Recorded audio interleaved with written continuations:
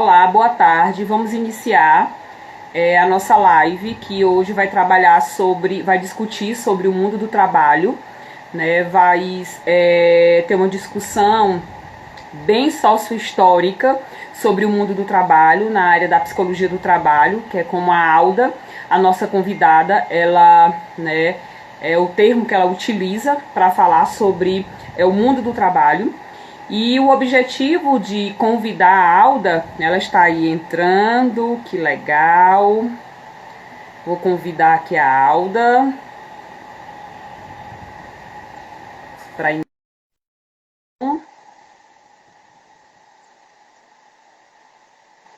só um minuto, gente. Vamos torcer que a internet hoje vai. Oi, meu Olá! amor, como é que você tá? Que Meu saudade Deus, quanto sua. tempo!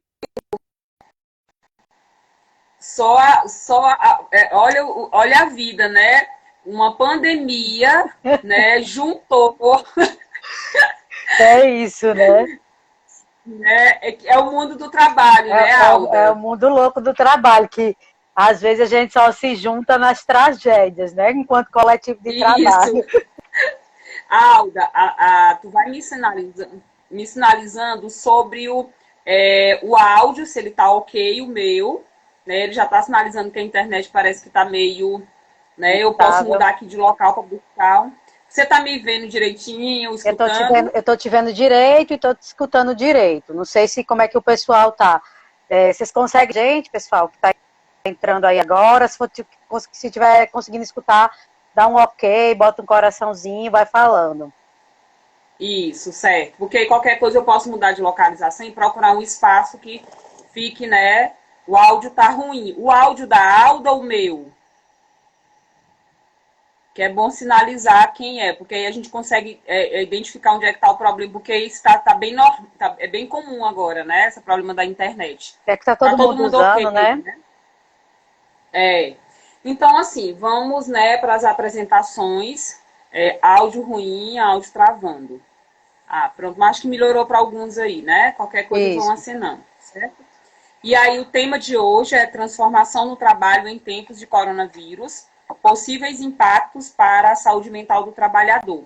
E eu convidei a Alda, antes da Alda entrar, eu estava colocando que nos conhecemos no mestrado em Sim, Natal. sim. E assim foi uma experiência muito rica estar em Natal, porque eu tive contato aí com uma perspectiva, né, histórico-cultural, né, Uhum.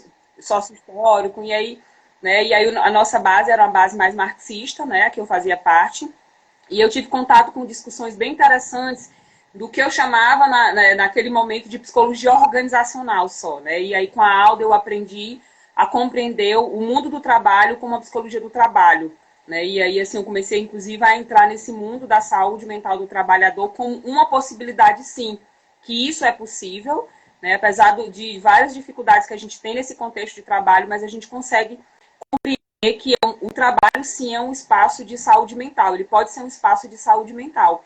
E a Alda, a Alda Caroline Lima Silva, né, doutorado, já finalizou, né, Aldinha? O Já doutorado. finalizei. Finalizei em 2017, né? Já estou aí com 2, 3 anos já, graças a Deus, de finalização nessa área, doutorado do campo da saúde do trabalhador.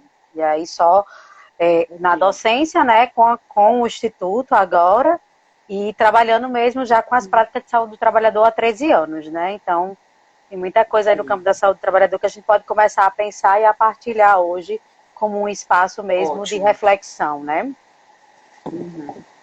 Então, assim, eu vou fazer uma introdução e eu vou passar a palavra para você, tá Tá bom? E bom. assim, o que a gente estuda, né, e compreende desse espaço de trabalho nas disciplinas aí da psicologia organizacional e do trabalho, né, que nós temos hoje o mundo do trabalho, ele tem inúmeros desafios, né, e desses desafios um dos pontos que é exigido hoje é as competências e habilidades, né? Competências desse trabalhador. Eu estava lendo até um artigo que você escreveu, Uhum. você participou da produção desse artigo e você vem falando sobre essas competências do mundo moderno, né? Então, o que é Isso. exigido para esse trabalhador?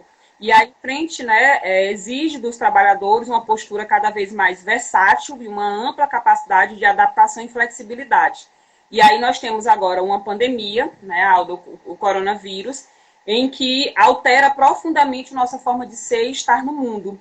E, Verdade. com certeza, vai alterar, né, o nosso trabalho. O meu está alterado, né? Agora eu estou produzindo, inclusive, as lives, no sentido de dar continuidade a um trabalho que eu tenho de workshops e cursos. Isso. Que eu faço no sentido de estar promovendo, né, conhecimento para alunos e profissionais da área da saúde. Então, o trabalho, pela leitura que eu fiz dos seus materiais, para você é um espaço não apenas de acúmulo de informação, mas atravessado por afetos e registros de emoção, né? Você trabalha com a perspectiva que o trabalho ele não pode ter uma distância subjetiva entre o trabalhador e a sua tarefa, né? Porque pode gerar adoecimento. O trabalho deve ser visto como fonte de saúde e desenvolvimento das pessoas, né? Que subjetivamente nesse trabalho é importante. Não é uma atividade mecânica, previsível, sim criativa, de potência de vida, de capacidade de enfrentar os imprevistos. Aí foi aqui que eu achei mais interessante, né, Alda? Assim, capacidade de enfrentar os imprevistos. Aí eu vou passar, né, a palavra para você, para que a gente possa fazer essas reflexões iniciais, como, né, a gente pode estar enfrentando esses imprevistos do coronavírus, né, porque não foi convidado para que a gente ficasse em distanciamento, isolamento, foi imposto por uma questão de saúde pública, né, de prevenção. E aí impacta na saúde e nas atividades do trabalhador. Isso mesmo. Eu estava pensando esses dias, né? Eu acho que uma das primeiras lives que eu fiz foi com você e com o pessoal da UFAL, em virtude que eu precisei de algumas semanas para me adaptar mesmo, com tanto de rotina que eu tive que me adaptar, eu como trabalhadora, como professora, como psicóloga, como empresária no campo da psicologia, e eu tive que refazer todos os meus processos de trabalho, né? E a partir disso, me veio muitas questões que eu tinha estudado, né, sobre em que medida esse trabalho pode ser produtor de saúde e em que medida esse trabalho pode ser produtor de adoecimento, né? Então, me veio muito essas questões, né, do que é que vem à tona, né? Então, assim, pensar que a sociedade do trabalho ela já vinha adoecendo, isso é um fato comum, a gente não é indiscutível que a gente já tem um trabalho na contemporaneidade que tem configurações das relações de trabalho que são nocivas e que vem se intensificando e que vem produzindo um caráter mais de corrosão mesmo dessas relações, isso é inquestionável, né? O que é que aconteceu agora? Agora todo mundo foi colocado dentro de um modelo de visibilidade tremenda. Eu, enquanto profissional de saúde, por exemplo, eu já tinha um trabalho precarizado em termos de condições, do meu modo de fazer, né? E o que está acontecendo agora? Isso está sendo visto não só pelo próprio profissional de saúde, isso está sendo visto pela sociedade, que talvez antes não compreendia o que a gente chamava de precarizado, né? É como se o que está invisível está tão visível aos nossos olhos que às vezes a gente não consegue nem acreditar que assim está, né? Então, acho que é essa a primeira questão, da visibilidade, da concretude que esse cenário de nocividade está posto, né? Mas, dentre isso, eu acho que o grande questionamento é o que é que a gente pode fazer para esse formato de adaptabilidade, porque isso também é produção de saúde, né? Porque saúde, ela tem a ver, Canguilhem traz um conceito estritamente importante de produção de saúde, que é assim, a saúde ela é uma experiência. Então, se ela é uma experiência, ela depende do modo como o sujeito vivencia essa experiência, né? E toda experiência, ela não tem uma fidelidade ao meio. Ela precisa de uma ação que vai convocar o sujeito a se adaptar. O que é que significa? Que ele não pode paralisar, isso significa que ele não pode imobilizar, né? Mas, para isso, ele tem que conhecer muito bem a sua atividade de trabalho. Ele precisa começar a instaurar outras formas de fazer, que é o que ele chama de instaurar novas normas de trabalho. Só que a gente só consegue instaurar novas normas de trabalho se a gente conhecer bem dessas normas de trabalho, né? Se a gente sabe como faz bem. Vou pegar um exemplo simples. O profissional de saúde sabe que para ele atender a gente bem nesse momento, ele precisa ter todo o equipamento de segurança dele, de proteção dele, né? Essa semana eu estava conversando com o pessoal da Ibrajus, talvez eles já estejam até entrando aqui, que trabalha com um profissional de segurança, né? E eles estavam falando justamente desse momento que o profissional de segurança tem, tão importante que é da defesa social e da garantia dos ciclos de prevenção na nossa sociedade, inclusive nas próprias unidades de saúde, que devem estar tendo conflitos tremendos, da comunidade que chega lá para ser atendida e muitas vezes não vai ser atendida e o profissional de saúde vai ficar lá vulnerabilizado. É do maqueiro que está lá recebendo essa pessoa o profissional que está lá na urgência e na emergência fazendo a atividade dele. Então, exigiu de nós uma adaptabilidade de todos, do maqueiro, que tem que saber como conduzir para não se contaminar, ao médico, que já fazia isso, mas que tem que fazer isso de uma forma muito mais específica. Então, se ele não tem domínio daquela regra, daquela norma, o trabalho dele está falido, né? Por quê? Porque isso está exigindo de nós uma competência muito maior, que é assim, conhecer o meu trabalho, mas criar um outro modo de fazer sobre ele.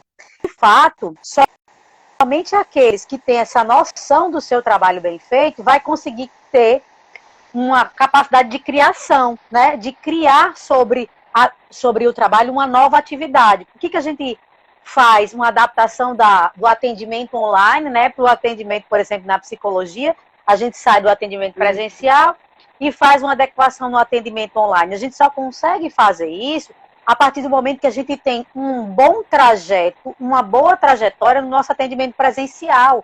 Se a gente não consegue fazer isso, se a gente não faz isso, a gente não vai conseguir ter a mesma ferramenta de qualidade no atendimento online. Então, a gente só consegue fazer essa transmutação de adaptabilidade quando a gente já faz muito bem aquela nossa atividade. A gente só consegue mudar para uma nova atividade quando a gente já conhece detalhes, digamos assim, né, reais do nosso fazer, inclusive de como manejar, de como num cenário de incerteza, o que a gente pode fazer, a quem a gente pode recorrer, porque nessa hora, enquanto coletivo, né, de trabalhadores, por exemplo, nós, enquanto psicólogos, nós somos um coletivo de trabalhadores. Nós falamos para um coletivo que é social, que é do nosso trabalhador psicólogo, mas ao mesmo tempo a gente fala para a sociedade. E a sociedade está toda querendo nos ouvir hoje, né? Sobre em que sentido, o que a psicologia está fazendo, o que a gente pode... E aí, gente, a gente está num conflito, a gente está numa crise, que é uma crise do sujeito, sim, mas é uma crise humanitária, né? A gente está numa crise humanitária, então não tem como negar essa crise humanitária. E aí nós estamos sendo convocados a não pensar somente como um sujeito individual, particular, mas como um sujeito, que aí vem da nossa perspectiva sócio-histórica, né? Que é singular, mas que é social, e está nessa dialogicidade, né? Eu sou singular, eu tenho crise de sujeito existencial, do que eu quero. Quantas pessoas não devem estar se questionando nesse momento se o trabalho delas é adequado a essa nova realidade, né? Quantos empresários não estão se questionando nesse momento se vão conseguir manter suas ou não? Quantos trabalhadores informais estão nesse momento se questionando como é que vão se manter? E percebam, aqueles que conhecem do seu negócio, geralmente, eu não estou fazendo uma generalização, eles conseguem manejar, né? Eu lembrei de um exemplo que uma aluna me trouxe esses dias, de uma pessoa que vendia salgado. Ela vendia salgado e ela, como é que eu vou vender salgado na informalidade? E ela, com toda a pouca dificuldade que ela tinha com o Instagram, começou a vender salgado, a vender quentinha, a vender marmita e foi se reinventando, né? Se a gente não conseguir fazer isso, óbvio, Alda, todo mundo vai conseguir se reinventar? Não. De fato, nem todos vão conseguir se reinventar.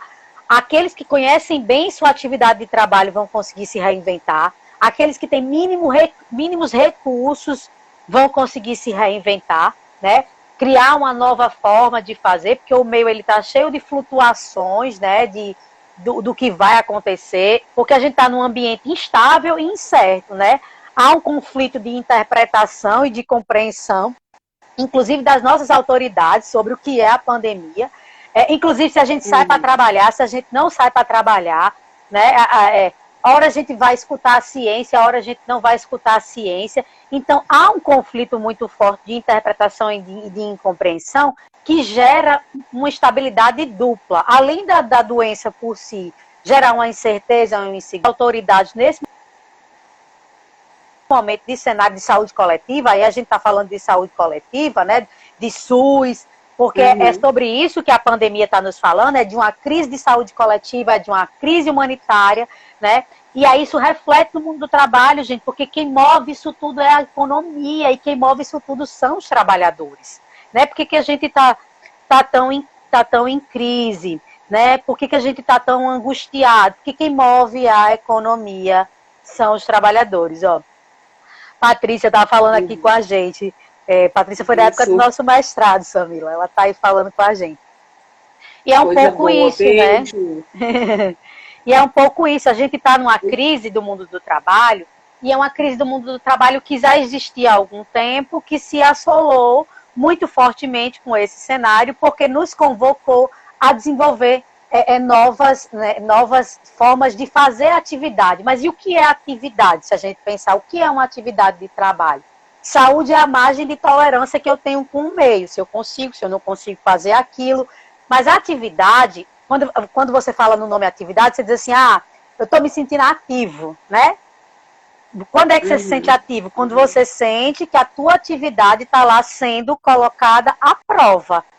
Qual era a grande questão dos médicos, por exemplo, que não estão conseguindo dar conta dessa demanda? Porque eles não estão dando conta da atividade, né? De fazer bem feito a atividade de trabalho deles, né? Quando a gente fala da crise dos profissionais de saúde, e eu acho louvável essa questão do reconhecimento do profissional de saúde, mas ao mesmo tempo eu faço uma crítica, porque assim, há quanto tempo esses profissionais já não estão trabalhando para salvar as nossas vidas e só agora a gente aplaude, né? Acho nesse sentido, assim, acho que é importante esse formato do reconhecimento deles, mas eu lembro que eu estava conversando com uma profissional de saúde nossa e eu dizia assim, além de aplausos, vocês precisam ter de condições estruturais para trabalhar, né? Porque isso é que de fato é o reconhecimento. Então a gente não pode falar de uma noção de reconhecimento verbalizada, que é o que que é o que tem se circulado no mundo do trabalho hoje. O que é o reconhecimento no trabalho? É você dar ao trabalhador as condições de bem desenvolvê-lo a sua atividade de trabalho. Isso é a noção real, né, de reconhecimento. E para a atividade, quando é que eu me sinto ativo na atividade? É quando eu sinto que eu tenho origem naquilo, que eu não estou apenas ocupando o meu tempo, é que eu sinto que eu sei fazer aquilo bem, né? E nesse sentido eu consigo afirmar a minha saúde. Por quê? Porque eu identifico que eu sei fazer bem, eu identifico que estou ativo nisso, e ao estar ativo nisso, eu consigo afirmar a minha saúde, né? Então, eu acho que uma das questões hoje do mundo do trabalho é pensar a ideia de se sentir-se ativo, né, no cenário da atividade, sentir que pode ter autonomia para mudar a sua atividade, a adaptar. Se vocês olharem os supermercados hoje, eles tiveram que fazer toda uma habilidade, né? Colocar uma proteção entre o caixa, né, e a pessoa que está lá, né? Isso não existia antes. E eles tiveram que ir. Então, ele também começa a pensar, né? O pessoal do Brasil entrou agora, né? Sejam bem-vindos, pessoal. A gente estava falando um pouquinho dos profissionais da área de segurança, o quanto que vocês são importantes também, né? Das condições que estão nesse rol de trabalhadores frente de linha, né? Que mantém os nossos serviços essenciais. E a discussão maior alguns estão muito bem representados, digamos assim, por órgãos e instituições que estão ali lutando pela saúde, por protocolos, né? Eu vi que o pessoal da segurança criou os POPs, o protocolo de como se proteger. Sei que o profissional de saúde também, de um modo geral, tem protocolos de segurança. Mas vamos pensar, o pessoal terceirizado que está dentro dos hospitais, será que eles estão com protocolos de segurança, né, de um modo geral, as empresas terceirizadas? E aí é só um questionamento. A gente vai ter profissionais que não vão estar, sejam eles formalizados, mas você vai ter um mundo informal também que não está com protocolo. O trabalhador informal não tem protocolo nenhum, ele não sabe nem como se proteger, né? O que ele sabe é o que é mediatizado, e se a mídia não leva informações importantes para esse trabalhador, ele vai ficar mais vulnerável do que ele já é, né? Porque ele é vulnerável porque a atividade dele já é precarizada, né? Nesse sentido, se ele não trabalhar, ele não tem o que comer. O trabalhador informal, o trabalhador autônomo, ele acaba tendo um pouco dessa condição de realidade, né? Então, a gente tem que entender qual é o lado da escada que a gente está, né? Assim, o posicionamento. O que eu acho interessante nessa discussão é que lembra muito nossos estudos na época do mestrado, em que, na verdade, naquele momento já tinha uma série de discussões no sentido de conscientizar, por exemplo, os pesquisadores que estavam ali, que as condições de trabalho que são impostas, já, na verdade, elas são extremamente precarizadas. E numa situação de pandemia, se evidencia mais isso. Por exemplo, eu fui no supermercado hoje e você percebe que, por exemplo, o manejo do álcool em gel, ele precisa ser explicado, sim, né? Porque, na verdade, não estava na condição de trabalho daquele caixa que deveria estar, porque, na verdade, a gente tem problemas, né? Bactérias, vírus, é algo que existe, né? E aí, assim, claro que a gente tem uma agora que gerou essa pandemia, né? Principalmente pela questão da ausência ainda de medicamentos, vacinas, mas a gente observa que existe uma precarização em vários espaços. Por exemplo, a pessoa que veio organizar aqui na internet, né? E aí veio sem proteção, né? E aí eu que é interessante quando a psicologia, nessa perspectiva mais crítica, ela já traz há muito tempo essa reflexão, né? Há muito tempo vem alertando que essas condições de trabalho que são colocadas, né, pela grande maioria, elas são precarizadas, né? Você não tem protocolos, agora os protocolos foram criados com urgência, de algo que já deveria existir. E aí, assim, essa urgência, ela leva, às vezes, a erros, né? Erros no sentido porque de fato, você precisa produzir, os gestores estão cansados, os trabalhadores estão cansados. Eu vejo isso pelo espaço que nós trabalhamos, né? Então, que a gente vai tentando criar estratégias. E é muito interessante, a gente vai conseguindo criar estratégias quando você tem uma apropriação do seu trabalho, né? Quando você já vem com a consciência, né? A conscientização, a discussão, né? Bem sócio-histórica, uma conscientização, uma criticidade sobre as vulnerabilidades do seu trabalho e as potencialidades dele, né? Então, assim, eu estou fazendo live porque talvez eu já tinha uma consciência, uma conscientização sobre o meu trabalho, o meu processo de docência, a minha clínica, que eu tenho meu espaço também, e me permitiu fazer isso, me apropriar, né? Dar mais corpo ao meu trabalho de outra forma agora, mas não é fácil, né? Não é fácil porque, na verdade, você vai precisar ter as discussões, você precisa ter um conhecimento anterior, né, para que você possa minimamente visualizar a criatividade, a potencialidade. Isso. E essa coisa do trabalho, é como se o trabalhador tivesse desorientado, no sentido de não estar orientado a saber o que faz da sua atividade de trabalho. Então, o pânico é como se ele dissesse assim: eu preciso de um prescrito, eu preciso de uma orientação, porque eu nunca lidei com isso. Então, é nessa hora que as orientações, elas precisam ser... Eu acho que é a hora mais importante que as instituições não estão percebendo, de dizer assim, essa é a hora do prescrito, essa é a hora de você orientar o que você prescreveu, porque você diz assim, o trabalhador nunca cumpre o prescrito. Gente, o trabalhador cumpre o prescrito, desde que ele consiga adequar ele à realidade de trabalho dele. Então, os programas de prevenção, os programas, né, de saúde e segurança, essa é a hora do prescrito ser colocado, né, inclusive de ser refeito, se assim preciso for. Se não tinha adequações relacionadas a isso, porque você trabalhar no supermercado e você não ter adequações relacionadas à higiene, saúde e segurança, então já está inadequado, né? De um modo geral, já está inadequado. Então, é hora de adequar, né? É hora de refazer. É hora de pensar que muitas atividades vão precisar ser reorganizadas no seu fazer e que aquelas que estão sendo mais visíveis no momento são aquelas que estão mantendo os serviços essenciais. E por que são os profissionais de saúde que estão morrendo mais? Isso é bem óbvio, é porque eles estão, não somente por uma questão, porque não estão tendo a proteção, a gente está com dificuldade de equipamentos de proteção, mas simplesmente porque já funcionava sem materiais de proteção adequados há muito tempo, né? Quantas vezes você não entrou no hospital e talvez teu médico não estava usando máscara ali, ele não estava usando máscara. Então, isso já acontecia, gente, há muito tempo, né? Eu acho que o que está acontecendo agora, de um modo geral, é fazer com que todas as profissões repensem a partir do seio do seu eixo profissional, o que é que precisa ser revisto para, inclusive, ser melhorado, para, inclusive, manter a qualidade do seu trabalho, né? Eu penso sempre que a gente pode olhar a coisa por um lado também da positividade, né? De tornar aquilo cada vez mais qualidade tenha cada vez mais qualidade do teu trabalho, né? Então, eu acho que tem muito esse cenário mesmo. Acho que uma pessoa está fazendo uma pergunta aqui, né? Que eu estou tentando. Tá um pouco falhando aí, tu tá conseguindo ver aí? Tô. Peraí. Patrícia colocou muita importância essa discussão sobre outras categorias profissionais, né? Tenho observado muito louvor dirigido aos profissionais de saúde, avalio ser justo, mas fico observando a invisibilidade, né?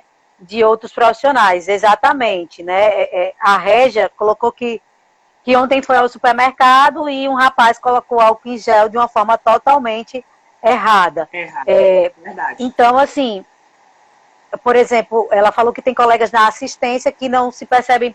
Gente, os bancários, quem é que tá lembrando dos bancários, por exemplo? Que estão lidando, né? Eu queria né? Isso, é um serviço essencial. Eu trabalho muito com o pessoal dos bancários, com o sindicato dos bancários, talvez eles estejam até entrando na live daqui a pouquinho, mas assim, eles não estão sendo, eles estão lidando com dinheiro, o sindicato está em cima o tempo inteiro. Por quê? Porque as pessoas não estão respeitando muitas vezes o distanciamento na hora de ir aos bancos. Vocês estão vendo isso publicamente nos jornais, né? Os bancários já eram uma categoria extremamente adoecida. Percebe, gente, que as categorias mais adoecidas, no sentido de que já eram pressionadas, elas vão desenvolver um índice de esgotamento muito alto nessa pandemia, né? Por exemplo, o bancário, o profissional de saúde, o próprio professor, que está tendo que se reinventar online, né? E está trabalhando muito mais nessa reinvenção online. Por quê? Porque a gente não planejou o semestre para acontecer online, a gente planejou o semestre para acontecer presencial, e são coisas distintas. Então, uma coisa que eu venho alertando para os policiais também, e aí o grande alerta que eu tenho lançado nas minhas últimas falas é que esse nível de esgotamento vai de casos de burnout, né? Óbvio que isso pode vir a ser subnotificado futuramente, independente né, dele ser considerado burnout ou não, daqui a algum tempo, você vai ter síndromes de esgotamentos, né, profissional muito forte. Pós-traumático, né? O TEPT, o transtorno de estresse pós-traumático, você vai ter os transtornos de ansiedade, né? As pessoas já não estão dormindo bem, as pessoas já não entendem. E o voltar? Como é que vai ser quando voltar? Me perguntaram muito sobre isso, né? Eu fui fazer uma webconferência para o FAO, e aí uma das perguntas foi assim: daí para voltar, como é que a gente vai fazer para voltar?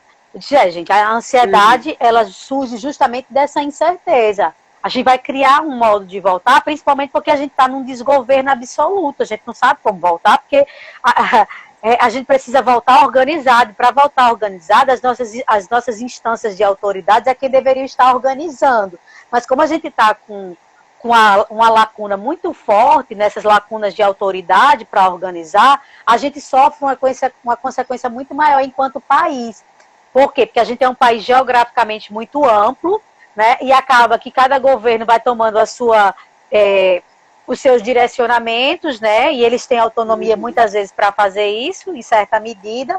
Economicamente, cada estado e cada cidade vai sentindo isso de uma forma diferente. A gente sabe que alguns serviços não pararam, que eles continuam acontecendo, né? Por exemplo, quem sai para trabalhar está tendo dificuldades, por exemplo, com transporte público, porque pega transporte público lotado. Aí, muitas vezes, o local de trabalho, ele adota as condições necessárias de saúde e higiene, mas o transporte público não está adotando isso. Então, tem N variáveis, porque somos um país subdesenvolvido, que a gente vai sofrer muito mais fortemente, né? Por sermos um país que não tem uma condição de saúde, de organização enquanto segurança equilibrada, harmoniosa, digamos assim. Então, a gente vai ter um impacto muito maior em setores que já não funcionavam bem. né? Eu acho que o que está acontecendo agora é apresentar para a população que a saúde do trabalhador ela já estava adoecida. É como se agora decidisse internar ela para ver o que é que precisa recuperar dela, né? Mas ela já estava no processo de adoecimento. E aí está todo mundo dizendo assim, mas e agora esse trabalhador? Gente, ele já estava um pouco adoecido. Alguns já estavam adoecidos até demais. Pra você ter uma ideia, trabalho, ele mata mais que dengue no Brasil. Só para vocês terem um dado real, assim, do quanto o trabalho mata, né? Dengue é uma pandemia que já chegou a matar inúmeras pessoas no nosso país. Hoje não mais. Mas o trabalho, ele acaba matando muito mais que dengue, né? Pra vocês terem uma ideia, do leque de atividades mais perigosas no nosso país, a atividade do setor de atenção à saúde humana está em primeiro lugar. Então, não é à toa que eles vão ser os mais vulnerabilizados, porque, né, no Gazeta do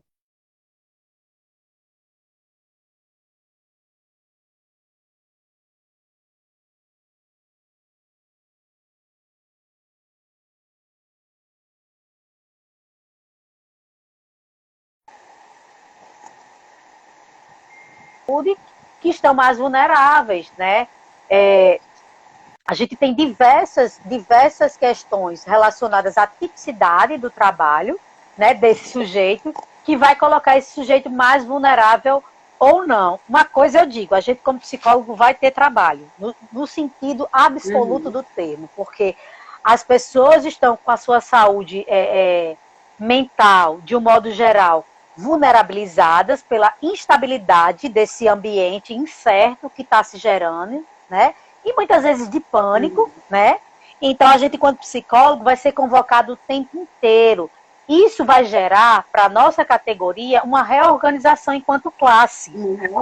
Isso, porque os conselhos vão ter que começar a entender como lidar com essa nova demanda, como lidar com o pobre que não consegue pagar psicoterapia, mas que vai precisar de psicoterapia.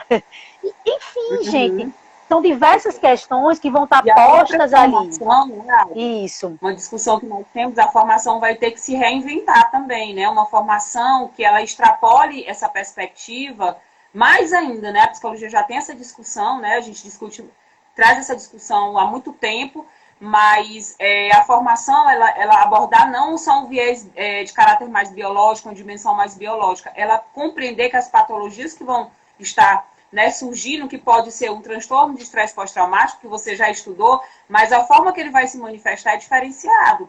Então, a psicopatologia, eu até me incluo nisso, né, eu discuto isso com os alunos, ela vai precisar alcançar o discurso dessas pessoas que vão ter atravessamentos econômicos, sociais, né, desemprego, e aí é uma outra forma de compreensão. Isso. Claro que a gente não vai negar o que já construímos, mas a psicologia ela vai precisar ampliar mais ainda, ela já ampliou, mas mais ainda, essa forma de compreensão humana. Como o homem vai subjetivar? Porque as pessoas, assim, a grande maioria das pessoas que entram em contato comigo, elas começam a ter sintomas muito próximos do pânico, né? Mas é um pânico muito voltado para a questão, olha, eu nunca tive ataque de pânico, eu nunca tive algum tipo de adoecimento voltado para... Eu sou uma pessoa levemente ansiosa, mas eu nunca tive um quadro de transtorno. E assim, o medo, na verdade, né, que é uma reação que tem um caráter mesmo da evolução da espécie humana, e aí junto, né, que aí a discussão de pânico, né, envolve a questão do medo, das fobias que a gente vai tendo, elas têm se ampliado de uma forma... E aí, assim, as pessoas, eu até penso, né, assim, eu me coloco nisso, né, como é que meus filhos vão voltar a entrar numa sala de aula? Como é que eu vou ficar como mãe? Como a professora, que eu também sou professora, vai receber essas crianças e vai estar se sentindo vulnerável também. As pessoas que estão, por exemplo, são o setor de administração, né, a própria gestão da escola. Então, assim, é um número de informação desencontrada, às vezes, é como você falou mesmo, a gente fica meio perdido no processo. E aí, para as pessoas que precisam até de uma orientação, eu acho que é importante buscar agora grupos voluntários que já existem, estão existindo aí, para buscar essa orientação no campo de organizar a sua saúde mental, porque eu acho engraçado, a gente pouco escuta, por exemplo, você vai assistir um momento que o Ministério da Saúde ou qualquer outro órgão estadual, municipal ou federal vá falar, e não se fala em saúde mental. fala todo tempo, né, na perspectiva da saúde mental. Agora as pessoas estão começando a falar sobre saúde mental. Né? Então, assim, na fala de gestores, principalmente a nível federal, foi o que eu observei. Então, assim, elas começaram a perceber que o coronavírus é extremamente precisa ser discutido, né? Realmente existe um risco enorme, mas que a saúde mental, como você está colocando, né, ela também é um risco à saúde.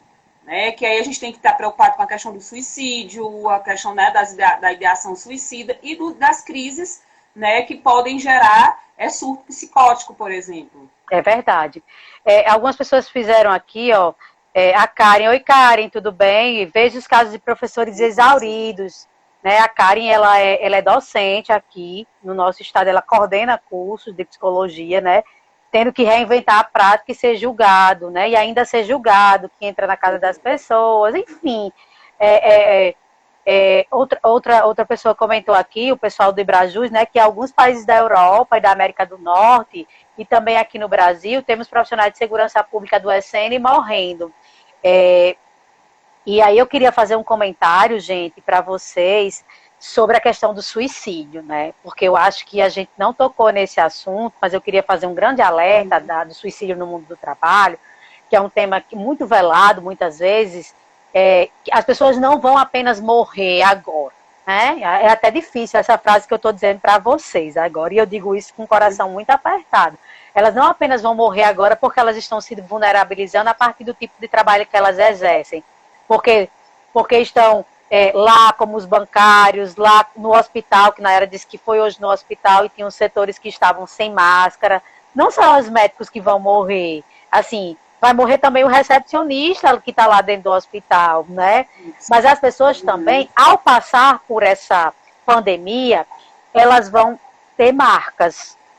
E essas marcas podem levar a elas a uma disruptura no seu processo identitário enquanto trabalhador e uma disruptura na sua identidade, né? E aí isso pode gerar muitos fenômenos de crise existenciais, do que eu quero, se eu quero continuar com isso, isso vai gerar muito, muito processo de orientação de carreira, né? Será que eu quero continuar trabalhando nessa área? E a gente tem grandes cenários postos ali, um cenário de desemprego, um cenário de informalidade, um cenário de falência, um cenário de quebra, né? Alda, você está com a perspectiva pessimista? Não, não é isso. Eu estou dando um dado de realidade. Vejo como é que as pessoas podem se reorganizar também, mas a gente também não pode entrar num discurso de vamos falar só do positivo. Eu acho que as coisas boas também precisam ser ditas, né? Tipo, como é que o profissional autônomo precisa se reinventar. Mas a gente vai passar por uma grande quebra enquanto humanidade, enquanto classe trabalhadora também, para aprendermos que para sermos trabalhadores precisamos ser coletivos. A gente vai passar por isso, né, muito fortemente, para aprender que a gente precisa se reinventar enquanto coletividade, porque se a gente continuar sozinho, o que adianta eu, Alda, estar fazendo esse discurso sozinha sobre saúde mental e trabalho se as pessoas não conseguem acreditar, né? Então não adianta, as instituições precisam comprar o nosso discurso no sentido real do termo, de que precisa investir em saúde e segurança no trabalho, porque saúde e segurança no trabalho tem a ver com a própria produção de produtividade, de dinheiro, de ganho para a instituição também, né? Não é só uma questão de proteção ao trabalhador, é também uma questão de proteção ao trabalhador, mas é também uma questão de produtividade. E esse cenário tem mostrado justamente isso. As empresas que têm aliados saúde, segurança e produtividade, elas se mantêm.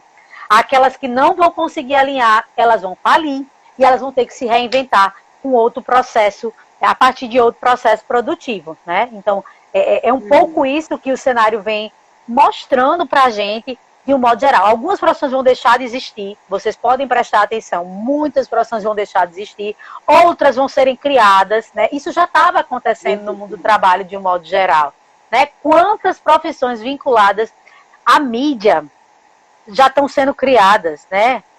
Eu acho que foi a Régia que colocou, eu penso muito de como vai ser a volta isso aos trabalhos, né? Então, isso mesmo, a gente vai ter um retorno de trabalho que, assim, a instituição que zelar por saúde e segurança, ela vai fazer um plano contingencial de retorno. A instituição que não tem condições de fazer isso, ela tem que, de fato, pedir ajuda, porque muita gente não estava adaptado a isso, né? Porque é o que eu falei no início da minha fala. A gente não tem órgão público com competência técnica para gerir, a gente está num desgoverno, inclusive de interpretação, ao ponto de chegar a dizer que é uma gripe simples. A pandemia, ela pode até trazer sinais e sintomatologia simples, mas o que ela produz de consequência, ela não é simples, né? Eu acho que isso a gente precisa deixar muito claro, né? E aí, por que nessa hora há uma discussão muito forte entre economia e saúde? Onde, na verdade, só tem saúde, só tem economia se eu tiver um trabalhador saudável para produzir. Isso é uma discussão básica, simples, óbvia, mas me parece que o óbvio precisa ser dito sempre. Sempre, gente. Diga o óbvio sempre. A gente pensa até uma reflexão, né, Alda? O SUS, né? Como sucatear o SUS, como precarizar o SUS, se o trabalhador precisa estar saudável, né? Que é aquela perspectiva de pensar as políticas bem como funcional para o sistema capitalista. E aí a gente já tinha, na verdade, o próprio ministro, que não está mais, né? A gente já tinha uma questão de desmonte do SUS, né? O NASF, né? Ele sofre com isso. E uma série de outros processos, né? Que vamos tocar nisso. Então, assim, é bom as pessoas refletirem de forma ampliada também, né? Isso. Sobre essas pessoas que estão gerindo nossos espaços. E eu acho que o mais importante, que eu percebi um pouco, assim, esses dias, eu estava bem reflexiva sobre alguns processos da saúde pública como um todo, né? Pensar que o quanto o SUS está sendo vangloriado, né? Assim, o quanto o SUS deu a volta por cima de ser um sistema que é um sistema de saúde coletiva, de saúde pública, que de fato é ele que está, né, se reorganizando a partir disso. Enquanto a saúde do trabalhador, ela precisa ser algo de fato relacionado ao SUS, sim, para que todos tenham direito. E, óbvio, isso não retira a responsabilidade das instituições de ter os seus SESMITs, né, que é os setores de saúde, medicina e segurança no trabalho, né? A Val fez uma pergunta aqui, a Val é lá da CAERN. Oi, Val, tudo bem? Ela fez uma pergunta. E né? Justamente por onde seriam, né, essas contingências. Então, essas contingências, geralmente, elas são planos que devem ser feitos pelos setores de saúde e segurança. Então, os engenheiros de segurança, junto com os psicólogos do trabalho, né, junto com toda a equipe, elas precisam analisar o risco psicossocial da atividade, o risco mesmo. O que é que já existe de risco? Por exemplo, lá o pessoal da CAERN, que essa pergunta quem fez foi a Val, que é assistente social lá da CAERN. Provavelmente, eles estão trabalhando, eu sei que eles estão trabalhando. A água não pode parar, né, gente? O pessoal da água não para, é serviço essencial. Então, o retorno para o escritório.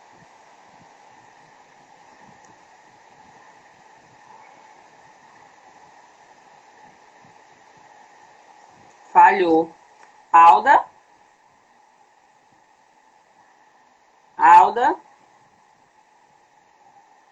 Em casa, que mantém ainda em casa por um tempo maior, né? Voltou, Samilinha.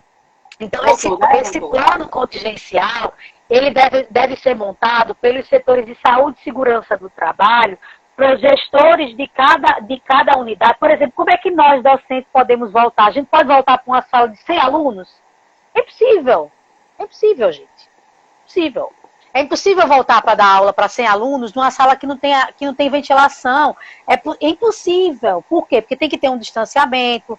A universidade, as escolas, elas vão conseguir financeiramente colocar máscara para todo mundo, né? Porque isso seria um plano de contingenciamento. Aí a gente consegue voltar para grupos menores, para dar aula para 10, 15 alunos com distanciamento. Isso eu estou falando de possibilidades, mas isso tem que ser discutido por setores da vigilância ambiental, da vigilância de saúde, da vigilância sanitária.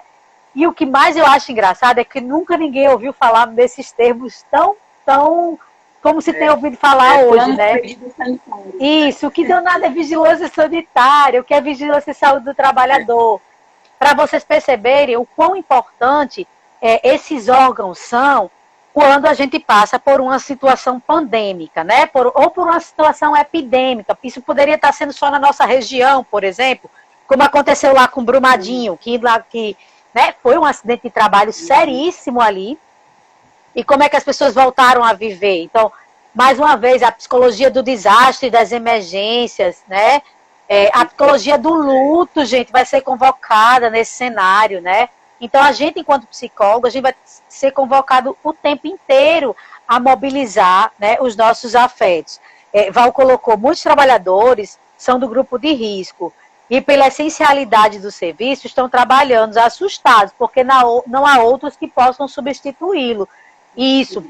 Então, a própria instituição, ela é orientado que ela se crie grupos de apoio para esses trabalhadores, né?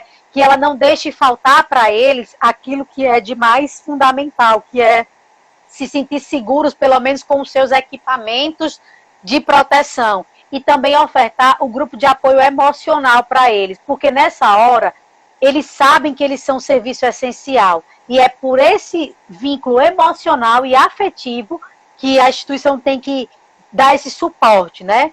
Para que eles possam ter um espaço de fala, de escuta, inclusive de criar. Tá, gente, eu fazia aquela atividade, a gente vai fazer porque desse jeito melhor protegido, né? Então, é importante que as instituições de acolhimento, certo? E outra coisa, o plano contingencial, ele tem que ser um plano que ele tem que começar a ser feito de agora, independente se vai voltar semana que vem ou não, ou daqui a um mês ou não, ele tem que ser um plano que diz do risco que teu trabalhador está correndo. Por exemplo, quem está em home office também tem. Todos nós estamos com riscos distintos, certo? Todos nós estamos em risco, só que de forma distintas, né? Então, cada instituição ela vai avaliar isso porque ela quer o seu trabalho, né? E para ele ser produtivo, ela precisa ter um plano de contingenciamento, né? Para esse retorno, certo? Tem mais alguma pergunta, gente? Deixa eu ver aqui. Tá me ouvindo, tá, né? Tô te ouvindo sim. Travou agora. Mas eu tô te ouvindo bem. Quando chega mais... É quando chega o horáriozinho das 6 horas, né, Samila? Eu acho que eu comentei do plano contingencial, já né? Começa Só um minutinho. Falta 10 minutinhos para dar a live. Acho que tem algumas coisas importantes, assim, que a gente pode pensar também. Muitos dos adoecimentos relacionados ao trabalho, eles são subnotificados, né? De um modo geral, eles são subnotificados. Então, essa discussão de subnotificação é importante que a gente volte a pensar. Por quê? Porque a mesma ideia de subnotificação que a gente está tendo, supostamente agora, né? Tem muita gente assim, será que os casos de Covid estão sendo todos notificados? Obviamente, a gente sabe que não está tendo, que não está sendo notificado. Mas os países que tiveram maior sucesso no controle foram aqueles que conseguiram notificar. Então, gente, é semelhante no campo da saúde do trabalhador. Aqueles que conseguem notificar melhor os seus acidentes e seus índices de afastamento são aqueles que conseguem ter um melhor gerenciamento da saúde dos seus trabalhadores. A subnotificação ainda é um drama na rede de atenção à saúde do trabalhador, né? Ela é uma rede na saúde, ele é um nó, né? Um ponto de nó, como a gente chama. As empresas, vocês que são gestores de RH, eu vi que muita gente entrou aqui, que é gestor de RH, gente, não tenham vergonha de subnotificar que seu trabalhador está adoecido. Isso não é um ponto negativo da tua empresa. Ao contrário, quando você notifica, você está dizendo que apoia esse trabalhador, você está dizendo que está reconhecendo e que você está disposto a mudar. A gente tinha uma cultura muito tradicional. A Nívia entrou agora, Samila. Nívia lá da base. Acho que você lembra dela, do GPME. Deixa eu ver aqui. Deixa eu tentar lembrar aqui. A Nívia lá do pessoal da discussão. Sim, isso mesmo, ela entrou agora. Então, essa questão, gente, o trabalhador, ele precisa sentir que a empresa está com ele, né? Porque a ideia é de melhoria para ambos, né? Pediram aqui, Samila, para deixar a live salva. Eu acho que consegue, né? Fazer isso. Isso. Então, fica 24 horas, eu acho. Isso, fica 24 horas. Então, gente, é um pouco pensar de que a gente precisa mudar a cultura, né?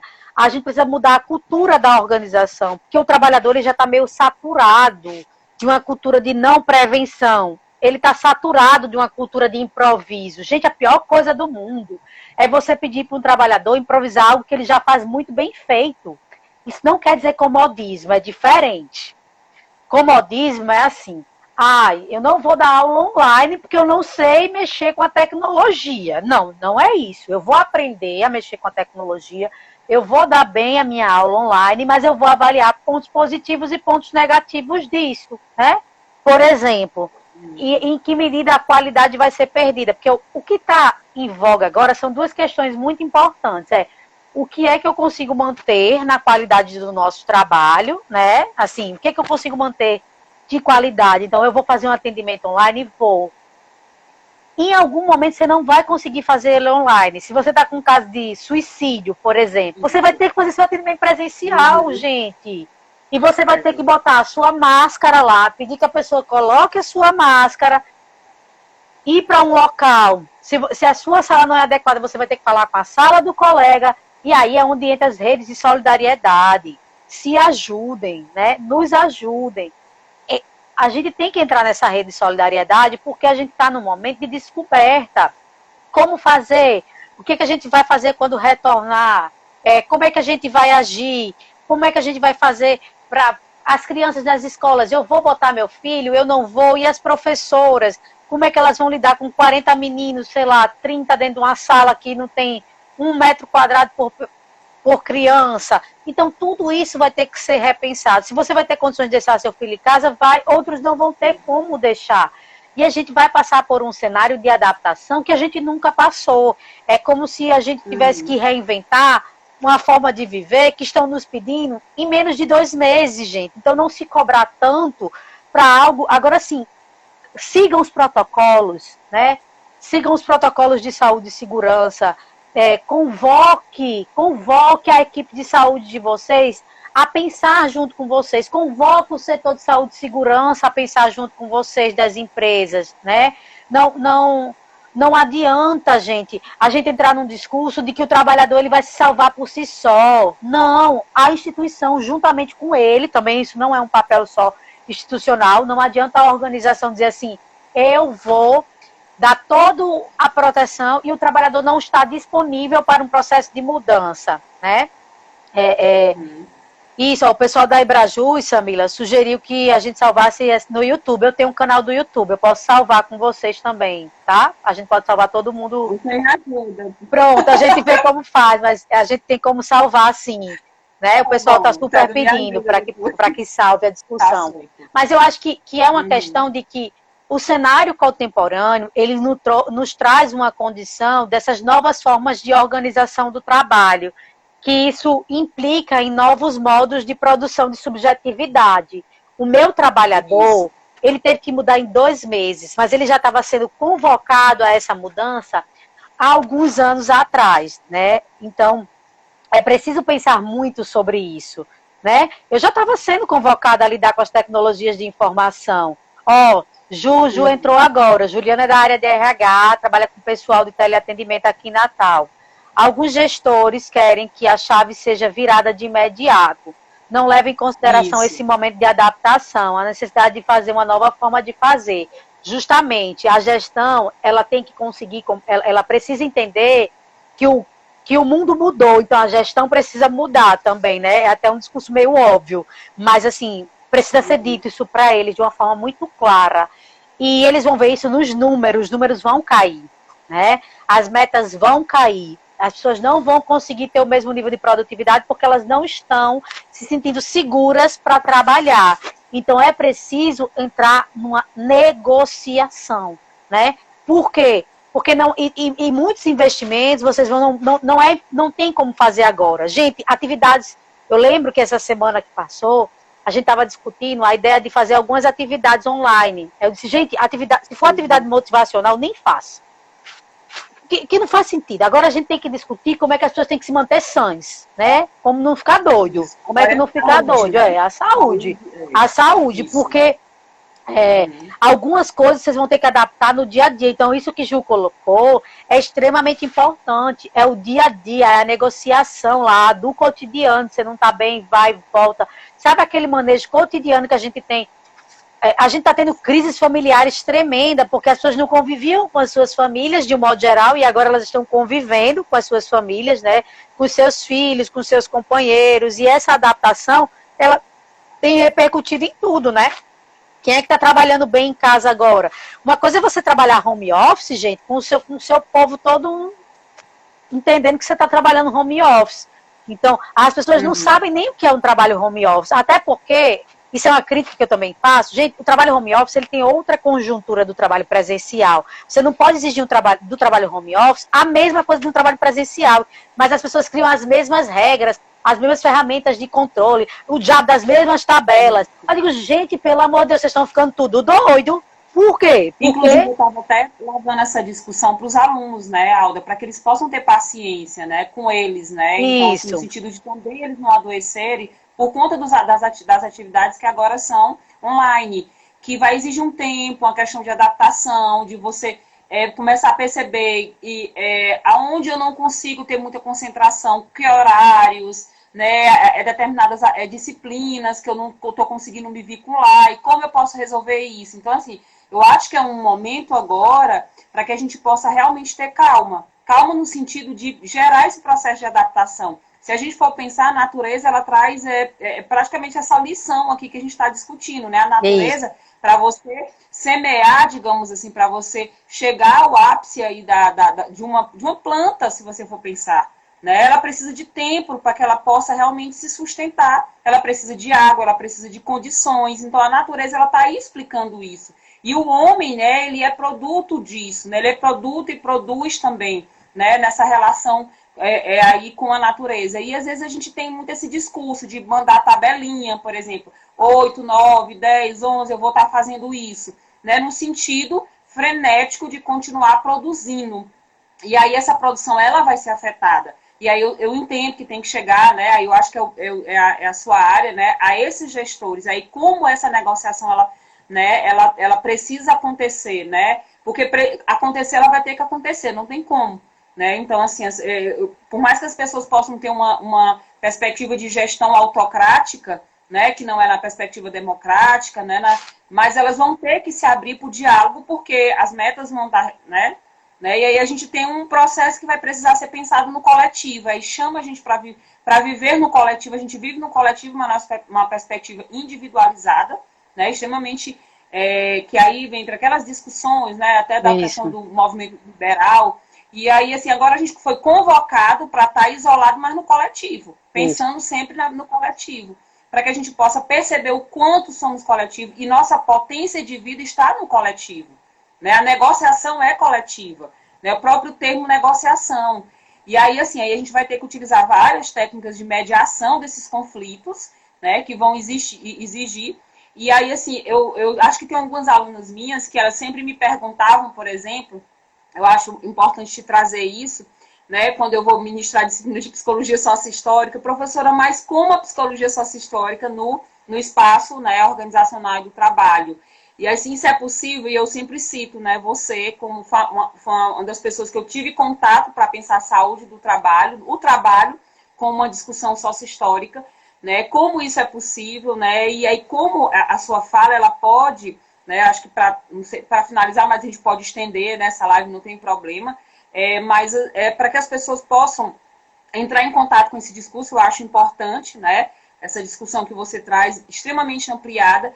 E, Alda, como o trabalhador, né, se apropriando desse discurso que a gente produz aí nessas questões sociohistóricas, ele pode sair dessa discussão, dessa questão da alienação, né, e ter uma conscientização crítica que, para mim, né, eu acho que para você também, vai ajudar, inclusive no processo de adaptação, no processo de saúde mental, na continuidade do meu trabalho. Acho que as meninas comentaram uma coisa aqui, foi a Catarina que comentou, né, que assim, que há uma desconfiança, né, do empenho do funcionário, porque os mesmos não estão sendo observados, e deve ser lembrado do que os colaboradores já fizeram, né, de um modo geral. Então, tem muito a ver com tua fala, assim, a gente tem que lembrar... Eu vou ter que abrir novamente, viu, a live? Ela só tem 23 segundos. Tá. Mas eu acho que... abrir novamente. Tá bom, tá bom. Eu acho que a gente tem que lembrar... Finalizar. Tá bom. A gente tem que lembrar do que eles realmente fizeram.